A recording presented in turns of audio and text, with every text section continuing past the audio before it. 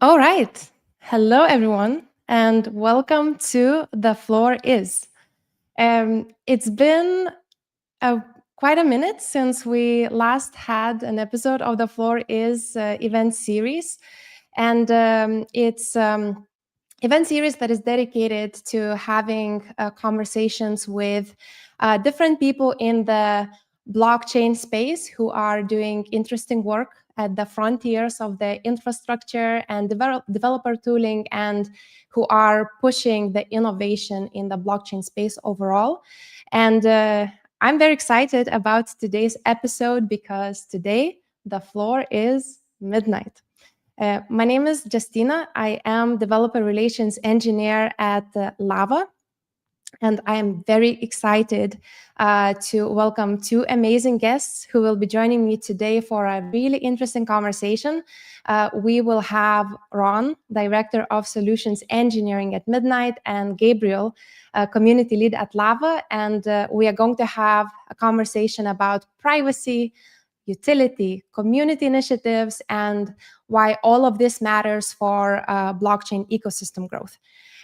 So welcome, Ron. Welcome, Gabriel. It is so great to have you with me today. Thank you so Maybe much. maybe let's get started nice and easy and just do a very quick round of intros. Ron, maybe let's start with you. Can you tell our audience a little bit about yourself? How did you get into the space and ended up joining Midnight? Sure. So thank you for inviting me. This is a great opportunity to talk to as many people as we can to tell the story about Midnight.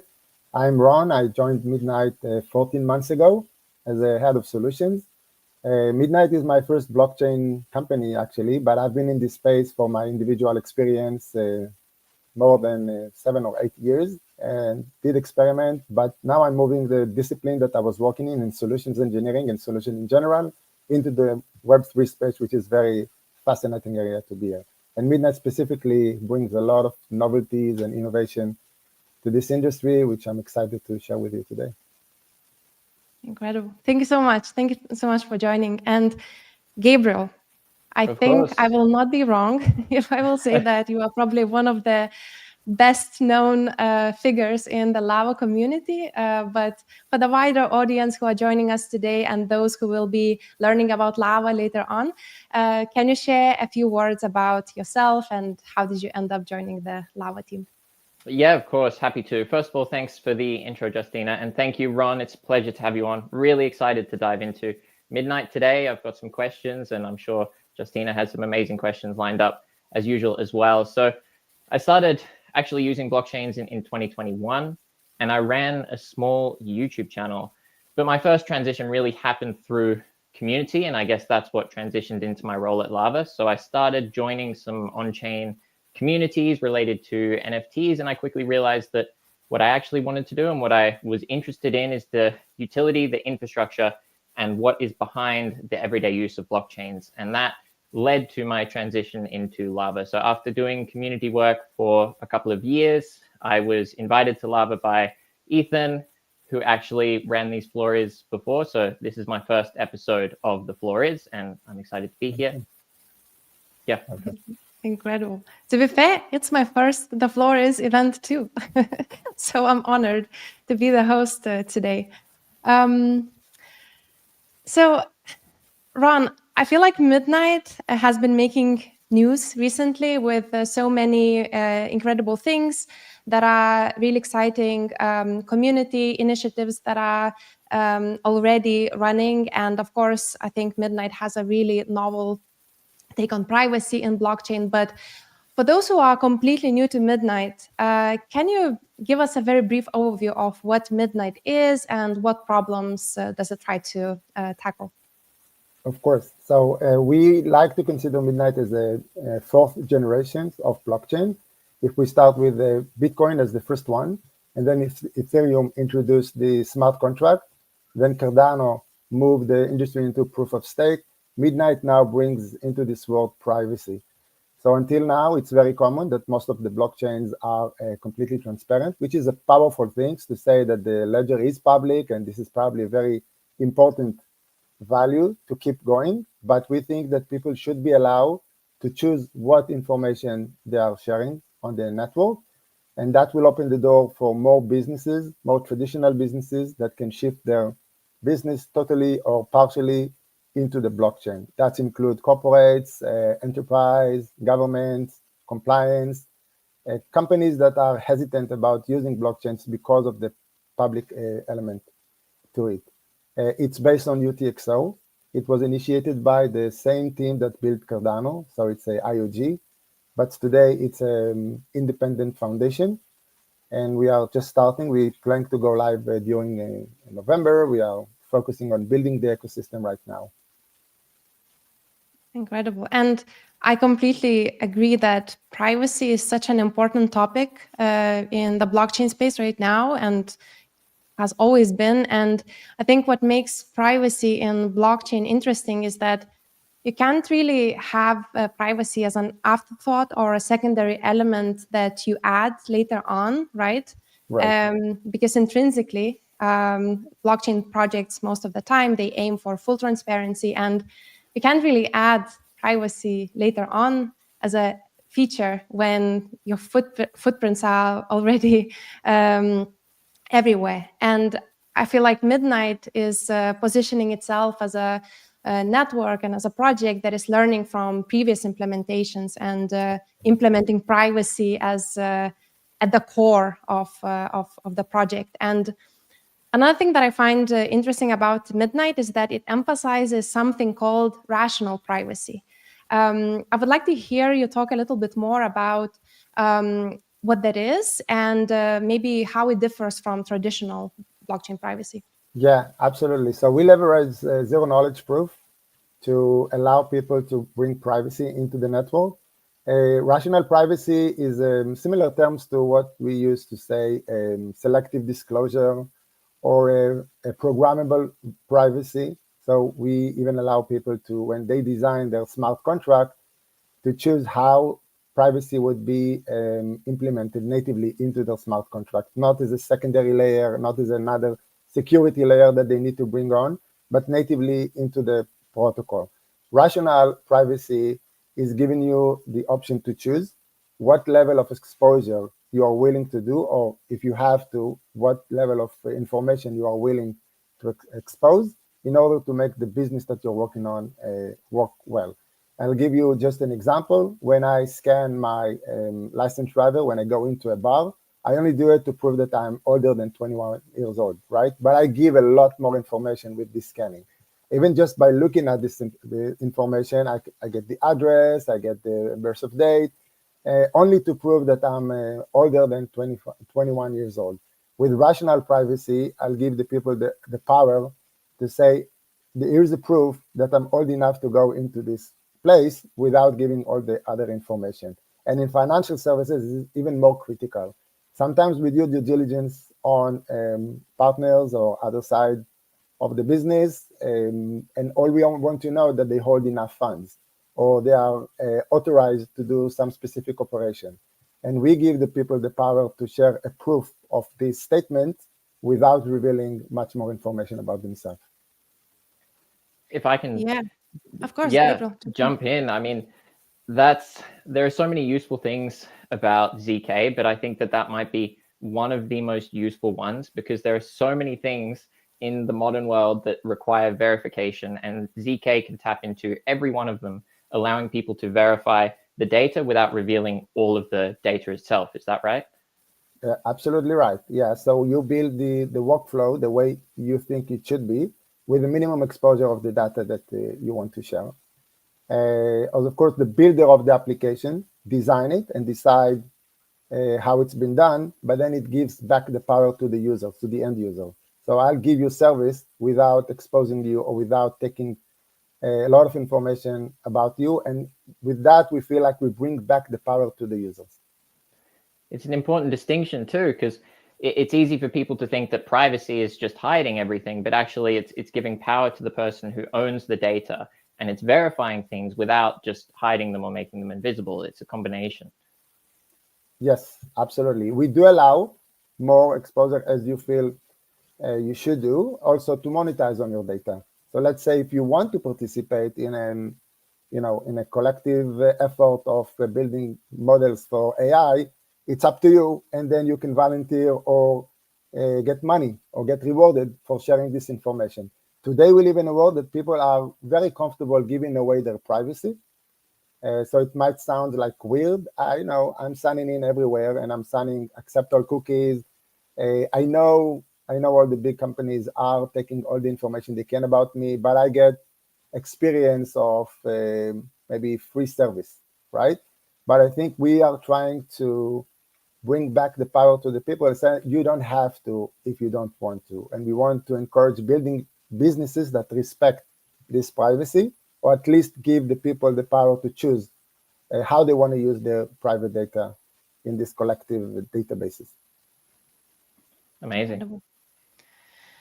And I think this is a nice segue into the next question that I had, and I wanted to dive in, is that, of course, the ZK technology, which, of course, Midnight is utilizing as well, it really opened the doors for these conversations, even about the privacy and how it can be done, let's say, the right way.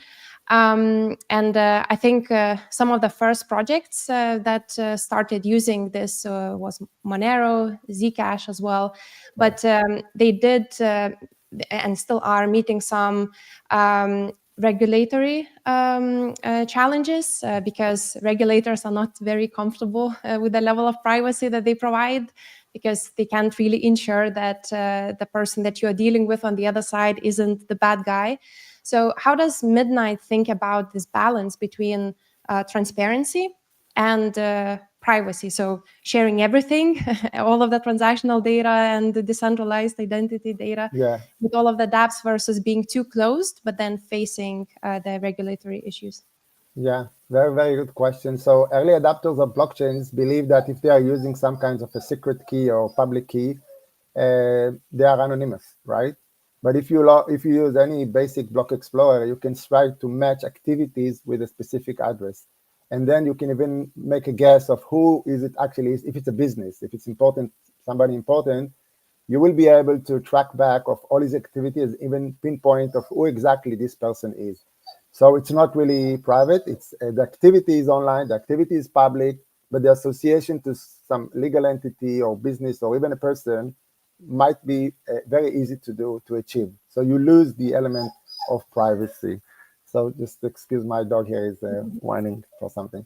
So with that, we said that all the element of privacy is gone. And on the other end, yes, there is what Zcash has done, which says we're going to eliminate all the data around your transaction. There will be no possibility to track back anything.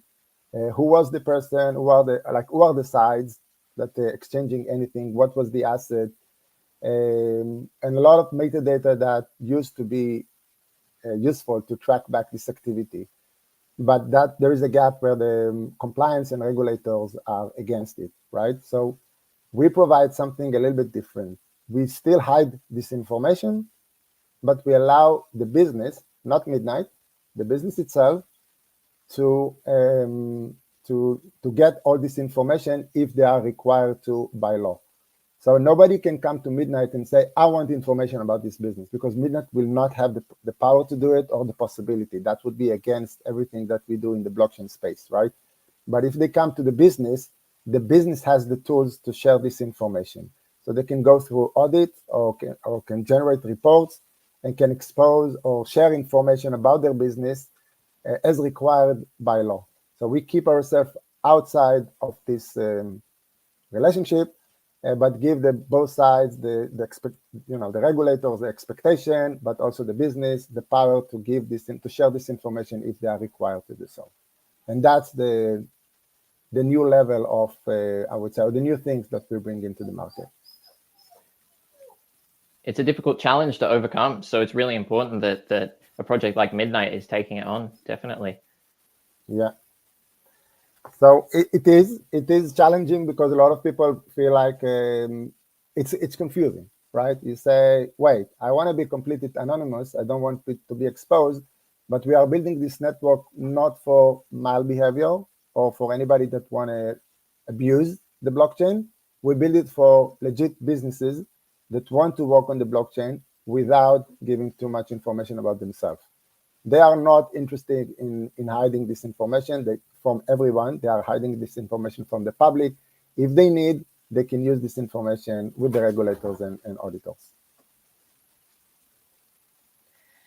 And also, I think, Gabriel, also feel free to jump in here, but I think there is also room for an argument that not everything today needs to be written on chain, right? Especially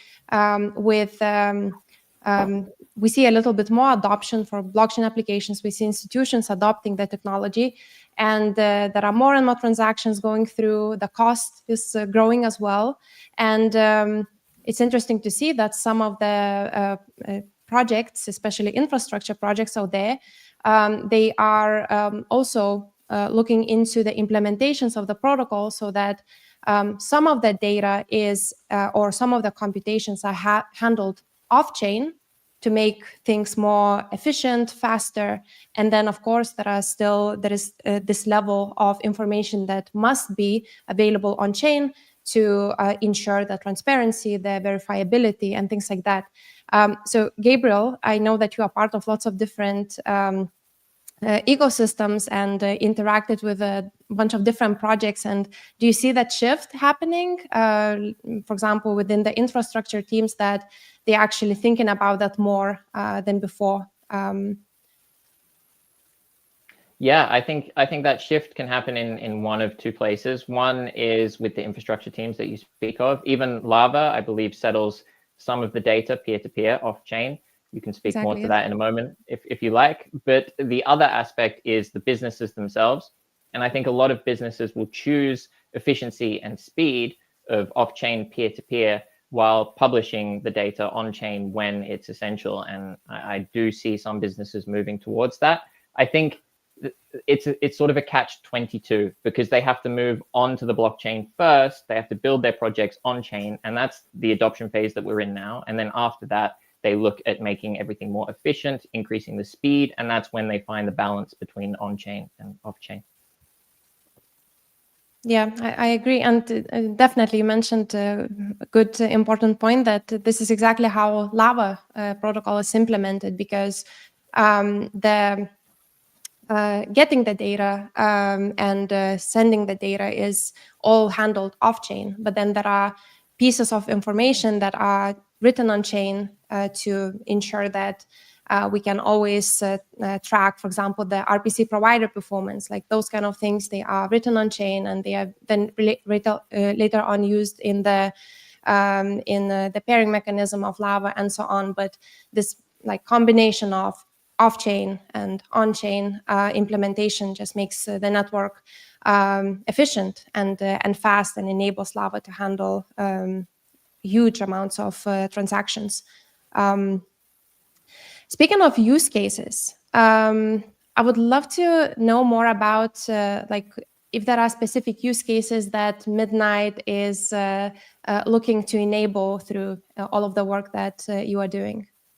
Yeah, absolutely. So what you have explained about off-chain and on-chain. So yes, any application need to consider what they want to do off-chain, what they want to do on-chain.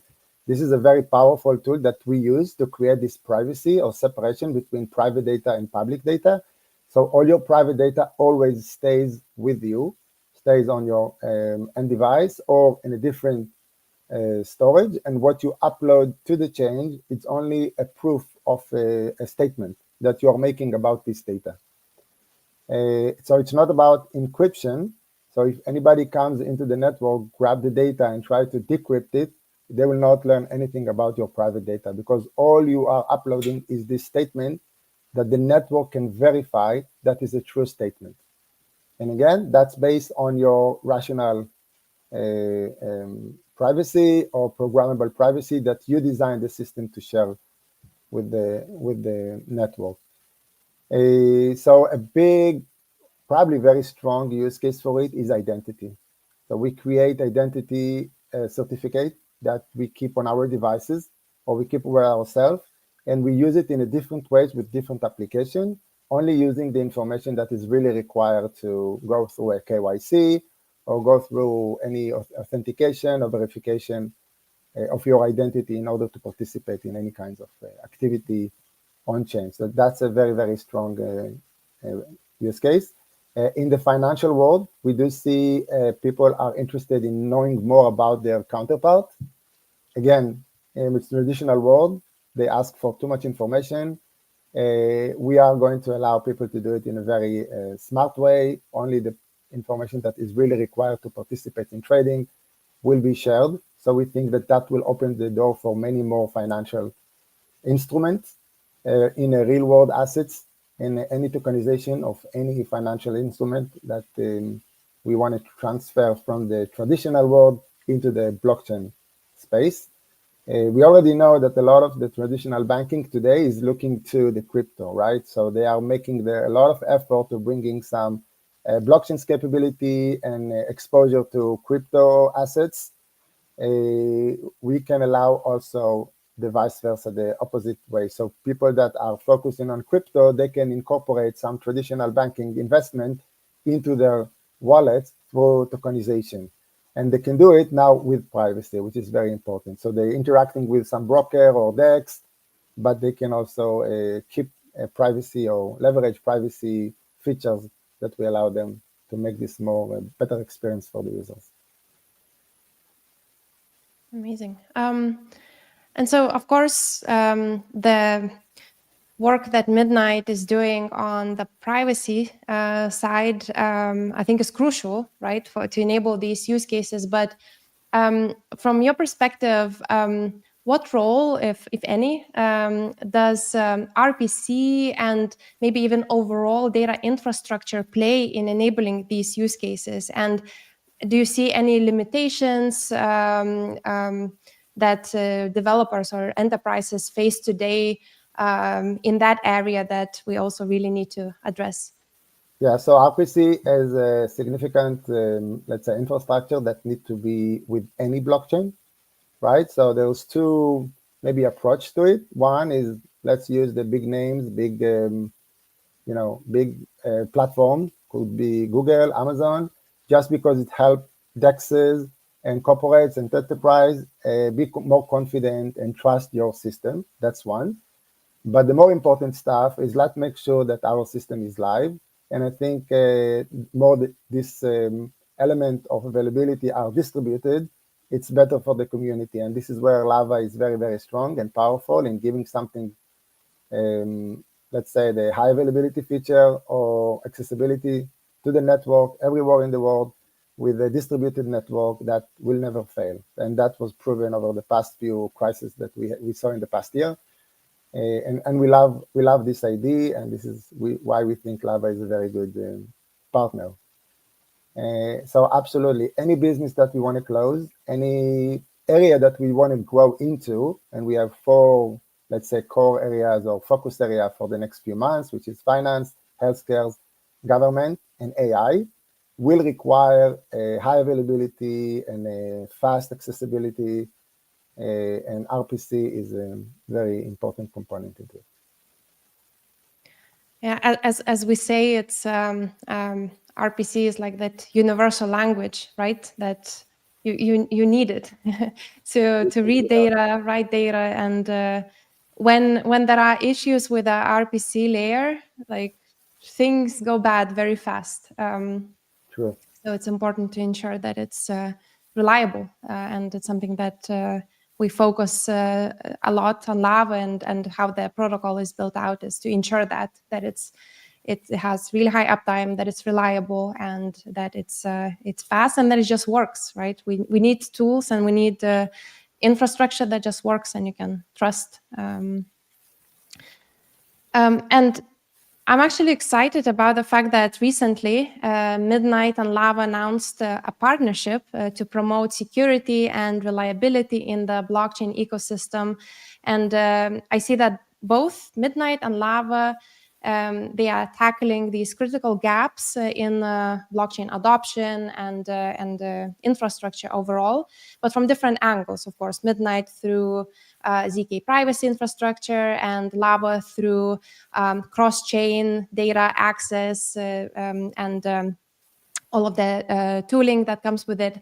And from your perspective, how do these approaches complement each other, and what kind of impact do you think we can expect from this partnership? And hear thoughts from both of you, Ron and Gabriel here. Gabriel, you want to start?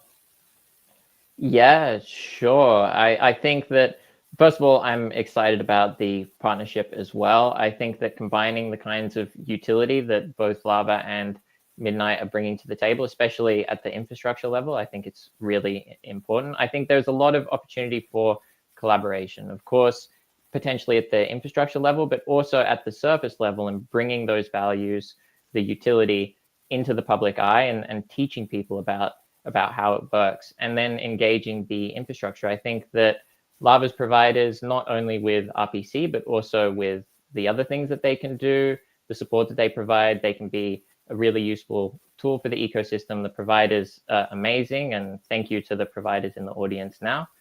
I think that there are many ways that we can help out. Yeah. Yeah, cool. And So from your perspective? yeah, absolutely. So looking into end of 2025 and the beginning of 2023, these are the two things that we want to focus on in terms of scale and growth. So again, that's the privacy element that we bring in to open more opportunity for more use cases in this market, but also the interoperability that we believe that it's a kind of the goal for almost every blockchain in the world today. We don't want to live in silos. We don't believe that we can replace others. We just want to give them more capabilities, more opportunities. And we are focusing on interoperability to many other chains. Midnight is launching as a partner chain to Cardano. And that approach going to be duplicated with any other chain. It means that validators of the Cardano ecosystem or blockchain can be a validator for Midnight. And it means that very fast we can grow for low number of block validators or SPOs, service stack pool operator, to hundreds of them, giving the people, the confidence that this network is secure. And the way we build it, we are not building on Cardano. We are building a layer one. We just build a partner chain component that allow observability between the two networks. So we can exchange this responsibility of block validation across chains. And moving forward, we are definitely looking into duplicate this with other blockchains, allow interoperability between other chains. But even before that, we think about utility and liquidity. We know that we are not trying to compete with other blockchains. Again, we only want to be used when it makes sense, when privacy is matter. What we want to allow people easily moving liquidity between chains. So the first bridge that we are focusing on, of course, is Cardano, as we are partners with Cardano. Sorry. But definitely building this on top of technology that is already proving to be bridging assets and data and messaging between other chains, including EVMs. I think it's such an important part, interoperability, because so many things in the blockchain space are unfortunately quite fragmented. So I'm really excited to see that this is also one of the focus areas for Midnight to work on and address.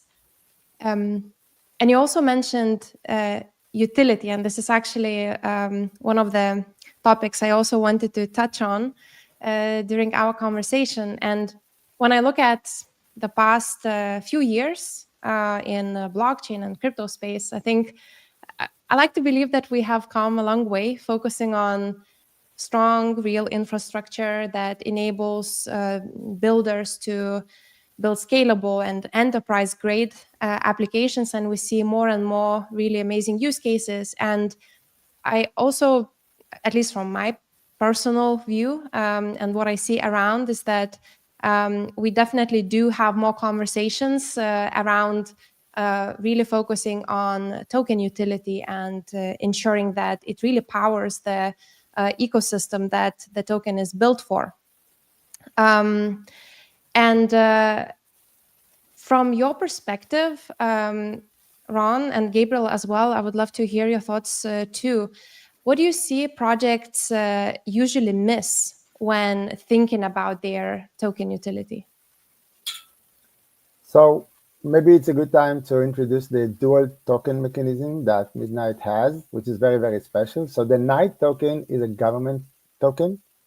And like any other token, it will give you powers or making decision or contributing into the building the community as well as the network and features in the future. So more you stake, more power you have and impact on the future of the Midnight network. But you're not using it to pay for transaction. If you hold Night, you generate dust. And you use dust to finance your transaction on chain. That has so many like ideas behind it. But just for example, if you are holding Night, you are basically using the Midnight network for free, because dust is only for transaction fee. It doesn't hold value. You cannot transact. You cannot transfer, and it decays if you are not using it. So as long as you hold your Night, you're able to use Midnight for free. But if you don't hold Night, there are mechanisms also to finance your activity through market exchange or capacity market exchange, which means that people or businesses can allow users to use the network and finance their activity. So that's also opened the door for many users that don't interested in installing wallet into the app or into their Explorer. They don't even know what crypto is. They're just using a service like any other service through a subscription model, and the business itself taking care of either by holding Night or access into a marketplace to get those transactions or activity financed and covered through the dust. Dust also give you the possibility to monetize on your Night. So you have Night, but you're not using the network. So you make it available to other users. And through this, you make some money on your investment. So again, the bottom line, Night is for government and utility, but the use of the network depends on generating dust, and dust is what we are using to pay for the transaction. Night is an unshielded token, so any activities on that will be exactly like any other UTXO token, and dust is a shielded token. So, and this is the element that actually hides the information about the transaction.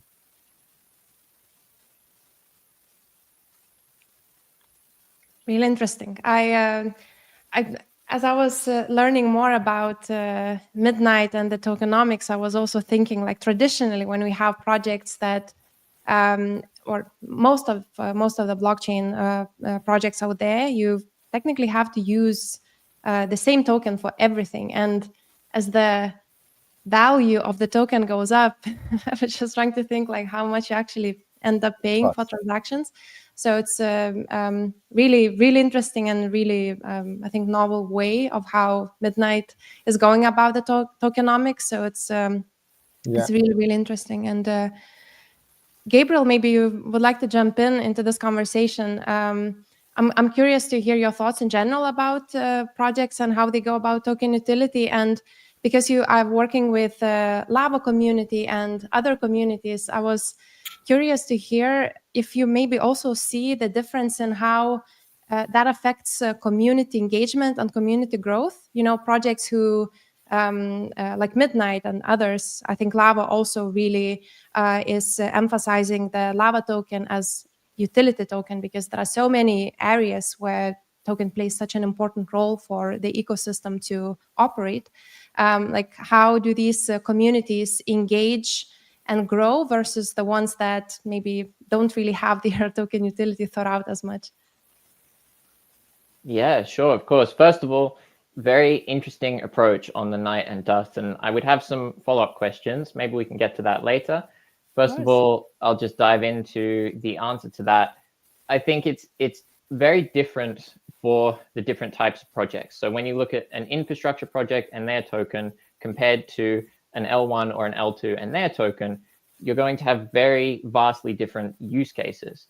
The L1 and the L2, it's a lot more surface level, and it's much easier to find the use case for that token because you need it for interactions on the network that you're using for everything that you do on chain. Whereas when you look at an infrastructure token, it's often quite different. And especially for Lava, we have the Lava mainnet, and we don't have decentralized applications that are built on the Lava mainnet. The Lava mainnet is used as the infrastructure layer. And that's where the uniqueness of Lava's utility token comes into play, because people can interact directly with the network through restaking. They can get involved in the infrastructure that Lava provides to other. So you can look at the Lava token as kind of the gateway or the way into the infrastructure that powers on-chain ecosystem upper level. So it's a really interesting balance. And as far as community goes and people using the token, it's one of the few infrastructure projects that I see that has enough of a use case for the token for people to really get involved. And I see a lot of community members, holders, restaking. Someone, a great person, posted a thread recently about restaking with Lava and how they went through that process. And that enables the on-chain activity for other ecosystems as well. So you go into Lava and you enable that activity. And it's quite exciting and it's quite unique. It's a unique utility. Yeah. Amazing. Maybe I'll give you an example. You don't have to hold Apple shares in order to buy iPhone, right? And you definitely don't pay with Apple shares when you buy iPhone. And we want to create the same model in the blockchain industry. You can be an investor, you can be engaged, you can build a business on it using the infrastructure. And that's where you actually need to understand the mechanics, and maybe hold night, maybe not. You have the options. But as the end user, that's all needs to be transparent to you. You want the regular experience that you have with any other retail or consumer experience that you see out there.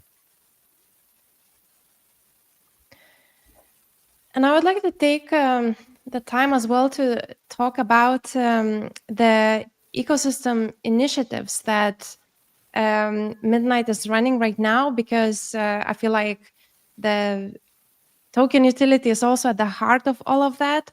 So I saw that it was announced earlier in August, and Midnight kicked off one of the major community initiatives, Glacier Drop. Mm-hmm. And what I found really interesting about this drop is that it is as the first phase. And here, of course, Ron, jump in and correct me if I'm wrong, but Midnight is going to distribute Night tokens across 8 blockchains. So not just early adopters of Midnight, but 8 core blockchains. And I feel like this is also changing the way how these types of initiatives and airdrops are being rolled out. So I would love to learn more a little bit what Glacier Drop is, and how does it look like for a regular user to participate in the Glacier Drop? Yeah, of course. So Glacier Drop is an airdrop event. It's not the first one, but it's the first time that it's been done this way. So yes, we're definitely targeting the 8 different chains to invite people from other chains to understand what Midnight is, hold the night, and then later decide what they want to do with it. And you can, in a way, it is a huge marketing campaign for us, but it's more than that. We want them to understand what they can do with the token, to learn about the network itself, and think about what we said before about interoperability and hybrid apps and services that can go across one chain. And we aimed for chains that are very popular. They has a lot of volume, a lot of transactions, right? Which we think that our people are engaged with the industry. So that's the first phase, the claim phase. You have to hold enough or value of this token to be eligible, and you put your claim. And when we go live, we will start to distribute the token per those claims through a period of 12 months. So every 90 days, you'll get your drop of the total amount of tokens that you can receive. And we've seen claims for huge claims. So it depends how much tokens you have: Bitcoin, Ethereum, ADA, also Binance, Brave, Ripple, and Solana. And so more you have, more you get. But it's not limited to that. Immediately after the claim period, we will have a scavenger mine period, which is open to the entire world. Anybody with, regardless of what type of assets they had, can open a Cardano wallet, because Midnight is launching as a Cardano native asset. We will distribute Midnight as a Cardano native asset first. And you can participate in the activity that will help us to see, or actually to monitor, the distribution of the token across many people as possible. We still want people to understand what Midnight is, to be engaged, to show some interest, and use this activity rate as a way to distribute the token across different, as many as possible people in the industry. So this is definitely a unique approach that was never done before. It's a project that we are building for the past few months. I can say that it's in plans for more than 12 months. And we are very proud about the adoption and the success of the launch of this project as it's going right now. And we are looking forward to the next stage when we'll see more people, not necessarily from those 8 ecosystems, participating as well. All the information you can learn on the midnight.gd. I just want to maybe share a concern, so be careful of any fake or any attempt to draw you into helping you into doing it. You don't need any help. Go to the right place and you have all the information you need with the instructions of exactly how it works. And if there's any questions, there's a FAQ page and a chat where you can open ticket specifically for you or for any type of information that you would like to learn. So be careful, but definitely I encourage you to participate. Do not answer any random DMs, and the team will not contact you via private message. I mean, exactly. That's, definitely important. Exactly. I can vouch to that as well. And regarding the scavenger mine, I'm actually really interested in this initiative, because when we shared the news about the partnership with Midnight with our ecosystem, especially RPC providers that we have, they are the infrastructure gurus that we have. Like they are extremely experienced in running nodes, RPC nodes, and so on. And I'm just curious, like, what are the ways for Lava ecosystem to get involved in a scavenger mine? And maybe there is something specific that our RPC providers can do to get involved. So like, what would be the best ways to go about that?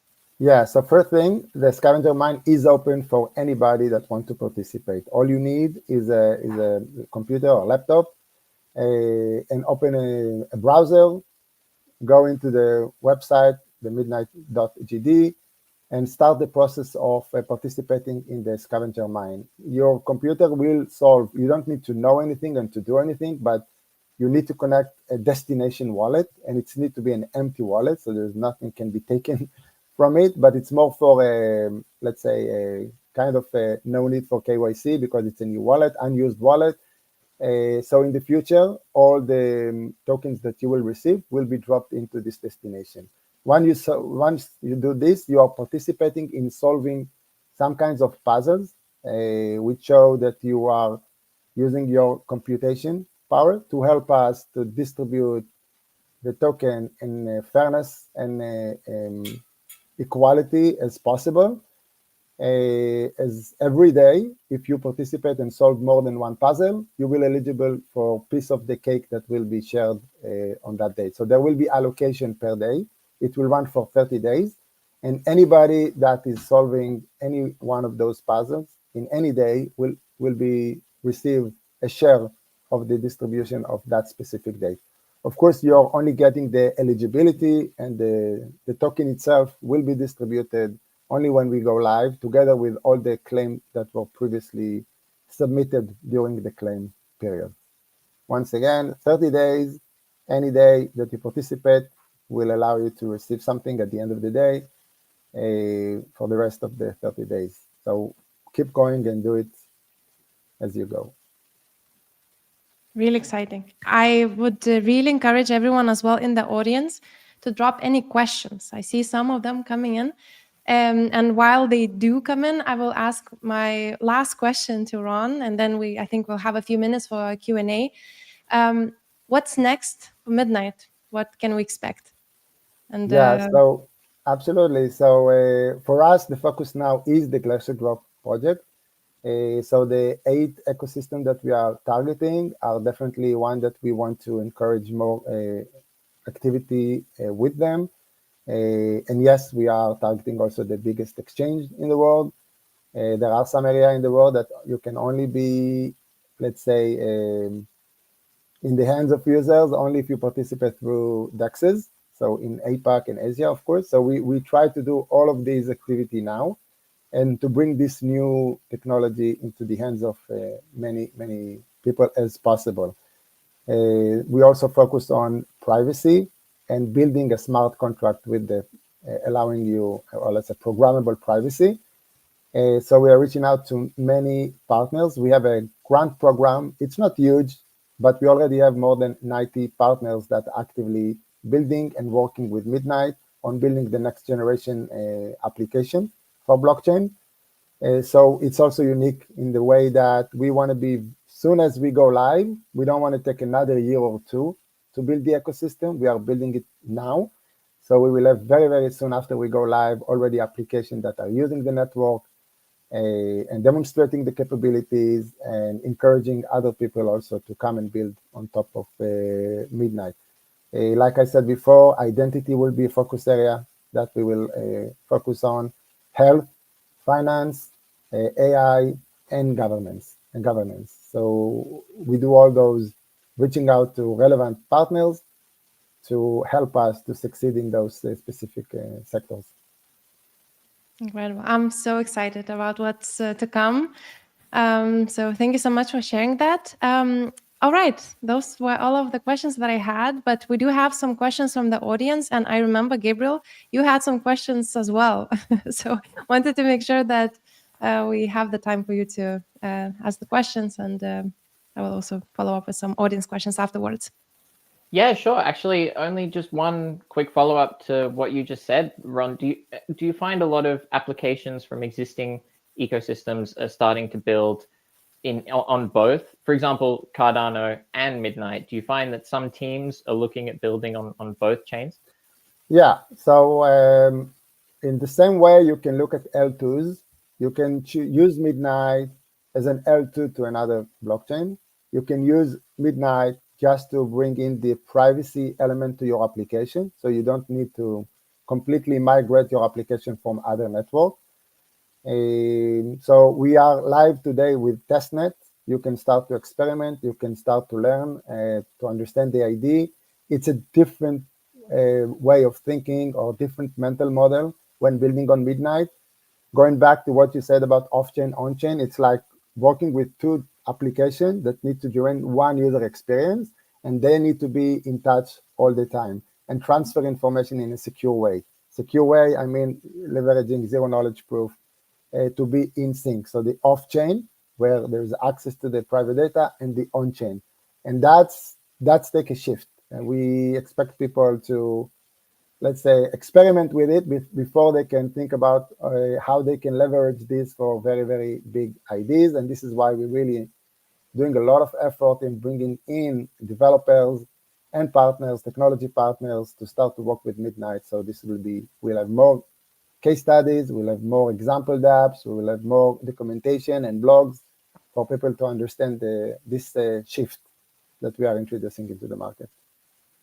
That's exactly right. And it's another reason to start building the ecosystem early. Exactly. Yeah. Yeah. So Great you point. can definitely use Midnight only for the things that you really need to. No need to migrate completely from other blockchains. It's incredible. We have one question from the audience that I think is important to clarify as well. It's a question from Wiro Sasono. I'm sorry if I'm mispronouncing the name, but the question is, will lava holders, lava token holders, get some glacier drop? So you will not be able to claim eligibility based on holding lava, but you can definitely participate in the glacier drop, which is open to the entire community. It doesn't give you an advantage, but as a user or infrastructure user, that should be very piece of cake for you to participate in the next session, the next phase, which will open, I think, in a few weeks, 3 weeks. Amazing.